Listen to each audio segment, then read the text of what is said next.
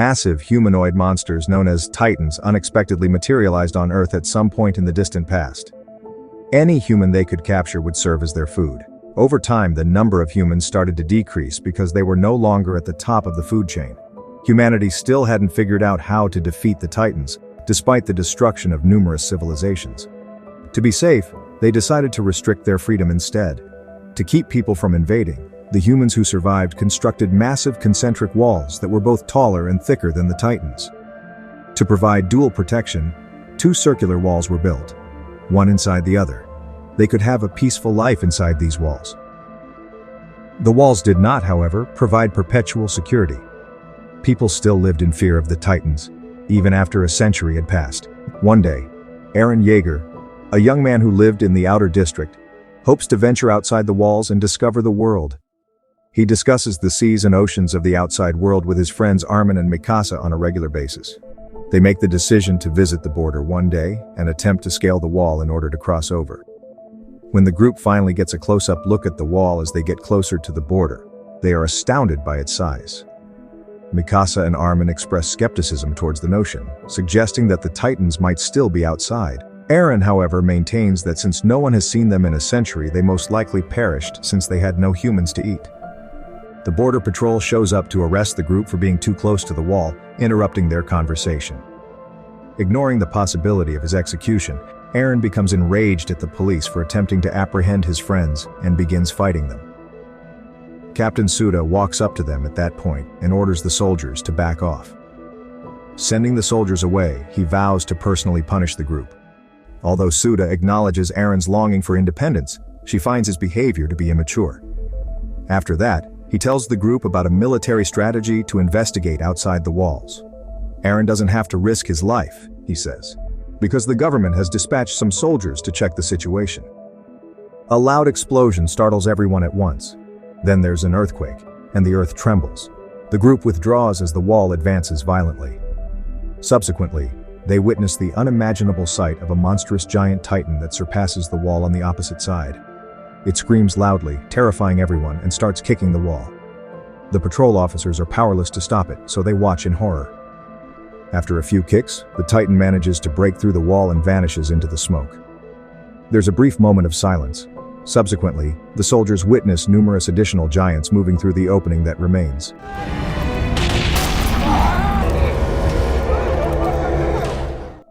The soldiers use cannonballs to attack the monsters, but they hardly hurt anything, because the monsters appear to have strong regeneration abilities. The wounds that the cannons cause heal quickly. The Titans arrive at the soldiers soon after and begin devouring them one by one. As the Titans blow up houses and take as many people as they can, people begin to flee for their lives. Aaron and Mikasa dash toward the town's church where people are seeking safety while Armin gets lost in the throng. A small child is on the ground, ready to be trampled by the rushing crowd. When Mikasa spots them, she leaves to save the child, but in the process, she loses sight of Aaron. As soon as Aaron is dragged inside the church, everyone shuts the door, preventing anyone else from entering. Aaron watches his best friend, who is a terrified-looking female Titan, approach her through the church window. Mikasa bows her head, acknowledging her fate, knowing that there is now nothing that can save her. A loud explosion at that precise moment knocks everyone inside the church backward. Aaron looks outside once more, but neither Mikasa nor the Titan are visible. When he rushes outside to look for Mikasa, all he discovers are the ruins of the city that was once his home. Aaron sees the creatures destroying the church and consuming everyone inside when he turns around. Then, in despair, he strolls around the devastated city. A leader of the researcher soldiers, Izuru, is sent to the Public Security Command for an inspection 10 months after this horrific incident. In order to eventually face the Titans, a large number of soldiers have joined the local army. Every soldier is making every effort to train and get ready for the day when they must face the monsters. Izuru will assess and choose a few of the research team's discoveries, like weaponry or tactics for taking down the Titans. One researcher, Hanga Zoe, is one of the researchers. She is a researcher who disapproves of other researchers' suggestions. Drawn to her, Izuru follows her to a research base following their meeting. To his surprise, Hanga unexpectedly catches him and makes death threats. Izuru makes an effort to get Hanga to overlook this. She grants him forgiveness and promises not to tell anyone about the covert research project she's been working on. This subject is a hungry Titan imprisoned in Hanga's top-secret research facility. To find out more about this Titan, she has been researching it for a while. When Izuru sees this, he is absolutely baffled as to how his biggest foe is able to live and survive in their base without ending up dead. This seemed to him to be very risky. Hanga goes on to say that her research indicates the Titan's weakness is in the back of their necks. She shows him that wounds other than those on the nape heal instantly. So she kept working on a device that would allow her to fly and take aim at the Titan's necks from behind. A superior showed up and told them that Titans were attacking outside while they were chatting. He urged everyone to leave quickly. Then Hang did something to try to save her research subject.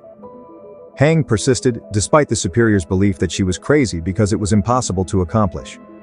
Ultimately, the Titan lost control, managed to break free, and seized Hanga's corpse. It didn't hurt or devour her, which surprised me. Rather, it grew more serene. Hang realized that the Titan might possess some semblance of reason. Attacking from its back, Izuru delivered a single blow to the Titan's nape, instantly dispatching it. Hang was horrified and devastated to see this because the Titan she had been taking care of for so long had suddenly passed away. She has since withdrawn and carried on working alone on her research. Hangi eventually showed the leaders a device known as the three-dimensional maneuvering gear. Humans could use this tool as a launcher to move in the desired direction. With this tool, she hoped, soldiers would be able to take down the Titans with greater ease. But it took extensive training to become proficient with this potentially harmful instrument. Because it was thought to be too dangerous at first, she was not allowed to use this tool. But after Izuru made an effort to assist Hang, the tool was eventually approved for use. We observe Sasha and her dog Shiro in the interim. She has a difficult life because she must hunt for food to survive in the forest with her relatives. Her proficiency with archery has earned her a reputation as a proficient hunter, as she employs it to pursue prey in the forest. The city is in ruins as a result of the Titan attack when she and her family return from the forest. This makes her flee in search of safety, saving her aunt and uncle at home. On the way, though, Sasha is unaware that when she departed to save her relatives, her dog, Shiro, ran in the other direction. She freaks out and tries to find Shiro, but she can't because it's dangerous. Titans are catching and devouring some of the base's soldiers who are running away in the area. A few days later, Sasha finds herself enlisted in a protection post and begins her military training. She has received intense training, as do other soldiers, to protect against the Titans. After a year, all of the survivors of the earlier Titan attack have relocated to the inner district. The army is ready and has made plans to take back the outer district. Food shortages started to claim lives following the inflow of refugees into the inner district and their abandonment of the outer district's fertile lands. Everyone will eventually starve to death if this keeps up. Regaining control of the outer district and fixing the damaged wall is their only chance to survive. Kupla, the director of the armed forces, addresses the soldiers and summons Hangi to the platform. She is currently in charge of the troops' arsenal. After that, Hangja gives a demonstration of the three-dimensional maneuvering gear, which she says will aid them in their battle with the Titans. She almost hits some soldiers with it, though, by accident. In the military crowd, we then spot Eren and Armin. Eren is seeking retribution from the Titans for the death of Mikasa, the woman he loved. Captain Suda lost hope in life despite surviving the attack as well. He is currently an alcoholic and a food distributor in the army. The soldiers intend to attack the outer district while the Titans are sleeping, late at night. With the goal of preventing any more Titan incursions, they wish to block the entrance that the giants used to breach the city. They can then eliminate the others and take back their district. Because the monsters can sense sound, Hangi asks everyone to move carefully and to keep quiet. The outer district entrance opens and military trucks carrying soldiers leave. Sensing movement ahead, the captain orders them to stop the vehicles abruptly as they advance. After taking a slow look around, the soldiers discover that cows are loose in the city. After hearing a baby cry, Hyana, one of the soldiers, decides to investigate, risking her life in the process. Eren pursues her, and together they find themselves inside a demolished structure. As they go on, it's easier to hear the crying. A viscous liquid appears out of nowhere and covers Hyana. Upon looking up, they are both horrified to see a massive baby Titan consuming a human. The infant collapses in front of them and lets out a cry. Fearful, they flee. The captain tells the soldiers to keep quiet and avoid drawing attention from Titans as the soldiers start to panic due to the noise. Abruptly, a massive hand materializes and seizes the captain. The soldiers are now in grave danger as the Titans have awoken. A huge monster chases after Eren and Hyana as they run in the direction of the group. Commander Kupal detects the danger and flees with the car and its armaments as they begin to run back to the vehicles. From the car, Hange gives the group instructions to go to a nearby abandoned building. Before the soldiers can flee, Titans surround them as they run toward the building. When Shikishima, the captain of the scout regiment and a Titan killer, appears out of nowhere, they lose all hope. By striking the weak point behind their necks, he kills the Titans in the air with a swinging device. A woman who is equally skilled as Shikishima is his partner. The lifeless Titans hit the earth and vanish. When Eren eventually sees Shikishima's friend, he's shocked to see that it's Mikasa. Mikasa ignores her old friend though, and instead turns to face Shikishima, who gives her a smile. The soldiers then follow them to the building. Commander Kupla, it turns out, assigned Shikishima to help with the mission. That day, Shikishima not only prevented Mikasa from dying, but also gave her advice on how to battle the Titans. They have collaborated ever since, living in a world of Titans. Mikasa no longer wishes to associate with people from her previous life since she has come to terms with the harsh realities of life. One of the soldiers later accuses Eren of luring the Titans in earlier and endangering everyone's lives. Mikasa breaks up the fight between the two as soon as it begins. After addressing Eren by name, Shikishima shows Eren how superior he is by luring him aside for a private conversation. Eren accuses the monsters of trapping them and tells Shikishima that he wants to find out how to kill the Titans. Laughing at him, Shikishima says that it's not the Titans who trap people, but humans. They wouldn't fight because they were too scared and that cowardice got them here. Then he calls Eren a coward, taunting him. Shikishima asks Eren to put aside his fears and battle the Titans for their freedom after he denies being a coward. Eren then goes in search of Mikasa and discovers her in front of a broken piano. Mikasa doesn't seem to be interested in him trying to get back together. She claims that after the baby she was caring for passed away, she changed. Mikasa then displays a bite mark to demonstrate the damage the Titan attack caused to her body. Shikishima interrupts them to show his affection for Mikasa by giving her an apple by hand. Eren, who is alone, cries out in pain as he dashes outside. She is no longer the same person he once loved, for whom he desired to exact revenge on the Titans. Hyana comes up to Eren at that point and gives him comfort. Once inside the building, the two converse as the couple next to them shares a kiss. As Hyana tells Eren about her daughter, who is back in the inner district, she starts to cry. Then, as she pushes herself on Eren in an attempt to woo him, a huge eye peering through a window breaks their moment of intimacy. It doesn't give Hyana much time to think before snatching her mouth. Eren observes as the monster eats his friend. Numerous other Titans move toward the structure. As the Titans attack, Mikasa and the other soldiers prepare their weapons. Along with Mikasa, Shikishima kills the majority of them, but because it's their first time fighting, many more sustain injuries. Commander Kupal asks everyone to safeguard the explosives, since they are the only resource that will help them ultimately eliminate the Titans. In the meantime, the man dies in the attack on the couple who had been kissing earlier. The woman, heartbroken by her lover's passing, swears to exact revenge on the creature that killed him. After that, we witness someone getting into the car carrying the explosives and taking off. The recently bereaved woman prepares to offer herself as a sacrifice by jumping into the car and setting off the explosives. Taking the wheel, she heads in the direction of the Titan who killed her lover. The Titan's legs break apart due to the explosion when she crashes into it. But the Titan's legs regrow quickly, so the attack is ineffective.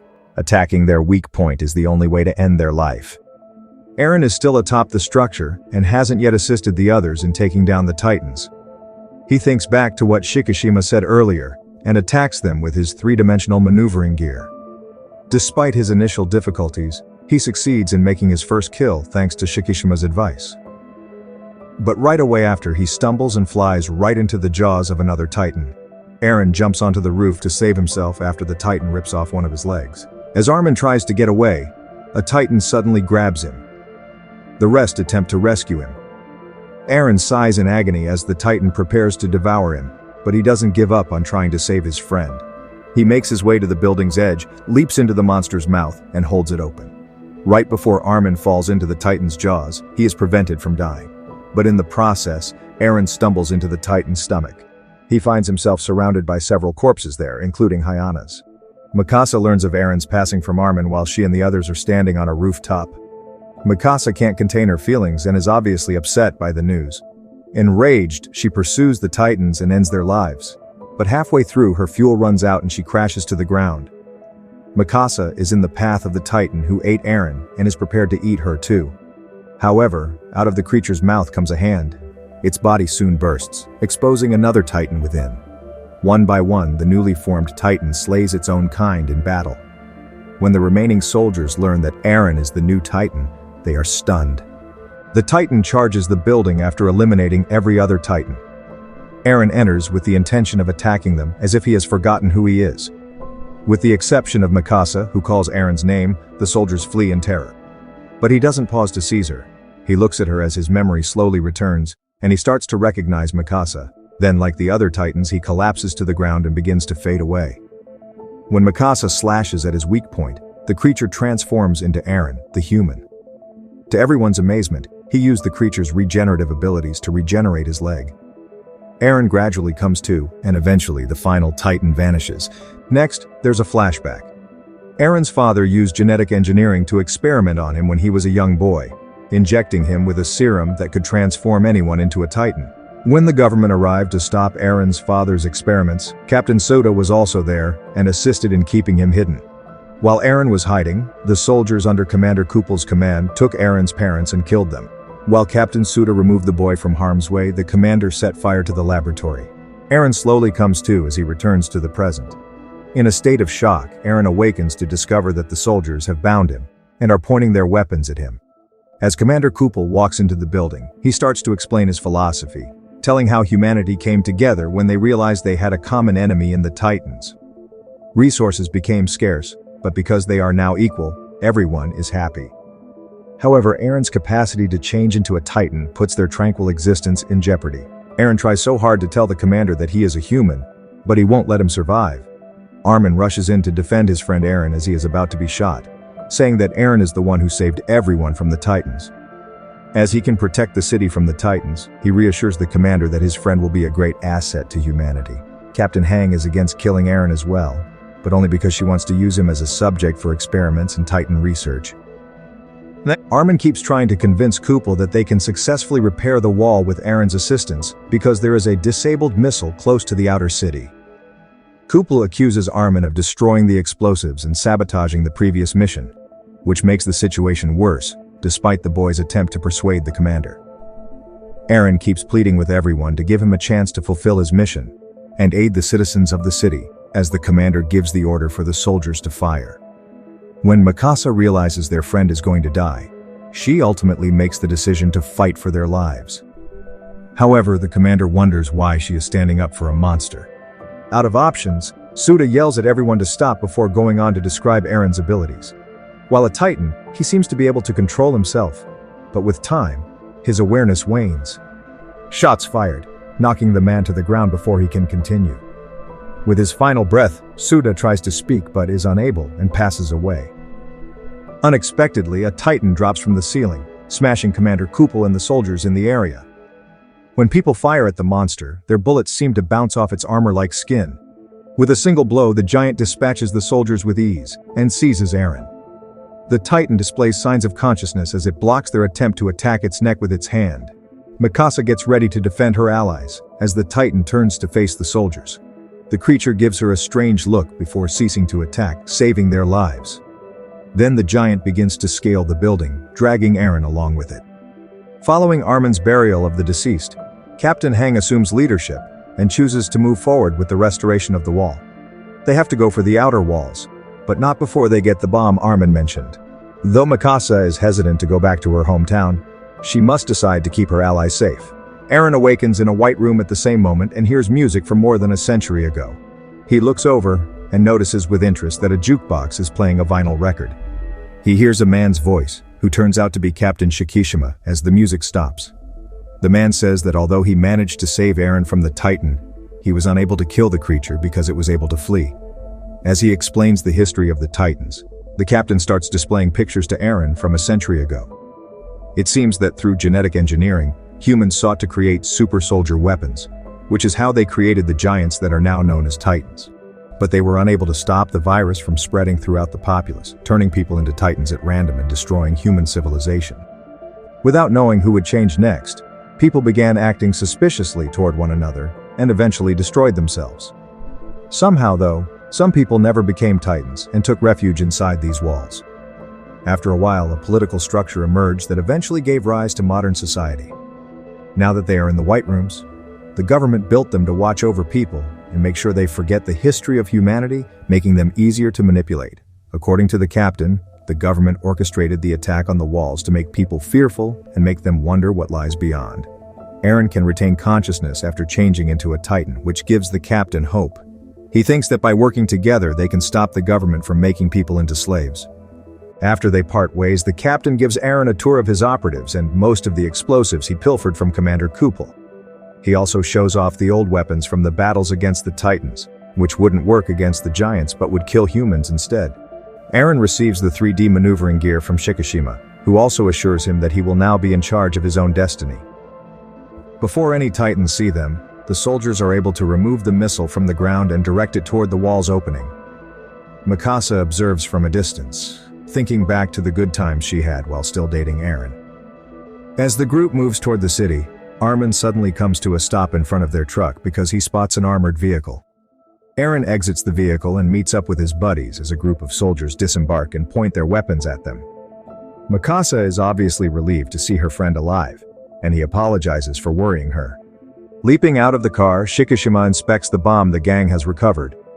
Upon noticing the soldiers' weapons, Captain Hang becomes emotional and leaps onto the tank to examine the Titan Wars-era machinery. At gunpoint, Shikishima asserts his ownership of the missile and outlines his scheme to destroy the inner walls in order to topple the government. The Titans will attack the city, eliminating the officials from the government and overthrowing it once and for all. Aaron was expecting them to use the explosives to fix the wall, so he is surprised by the captain's plan. Shikishima feels that the city's residents deserve their fate because they permitted such tyranny to exist in the first place, despite his doubts about what will happen to them. When Aaron hears the captain telling him to put his past behind him and join the cause, the boy starts to recall all the deaths and suffering brought on by the Titans. He lets out a painful scream and informs the captain that he will never forget his history.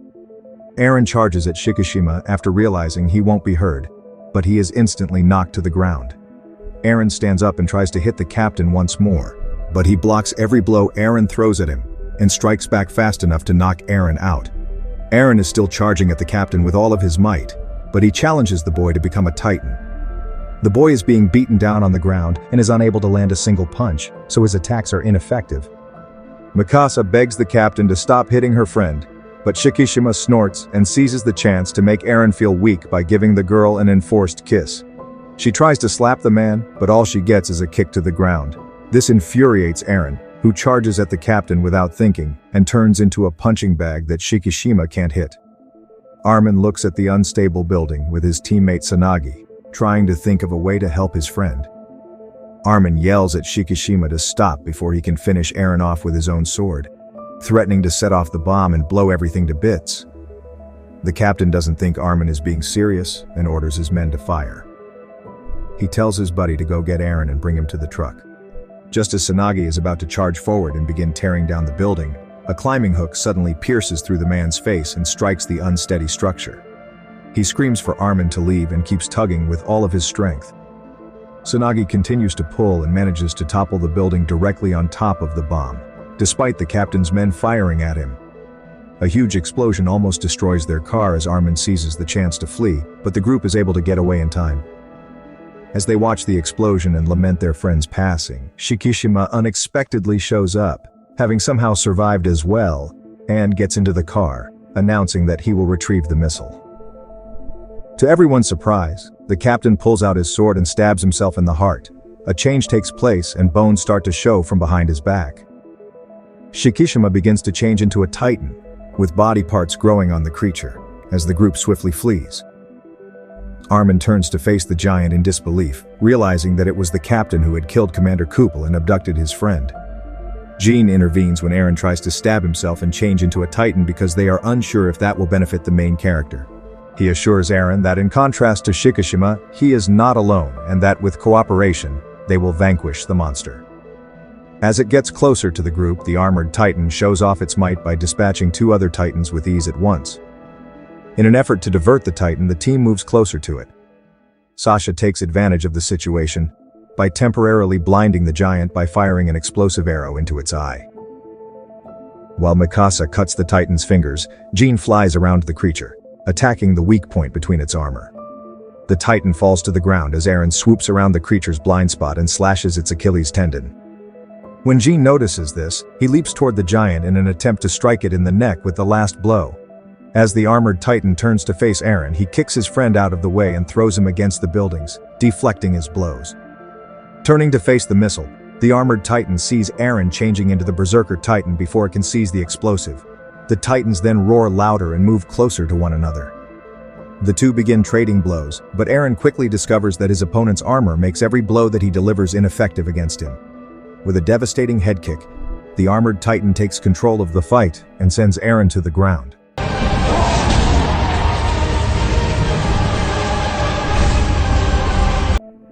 As Shikishima approaches Eren with the intention of finishing the battle, the berserker titan seizes a nearby helicopter blade and strikes his adversary.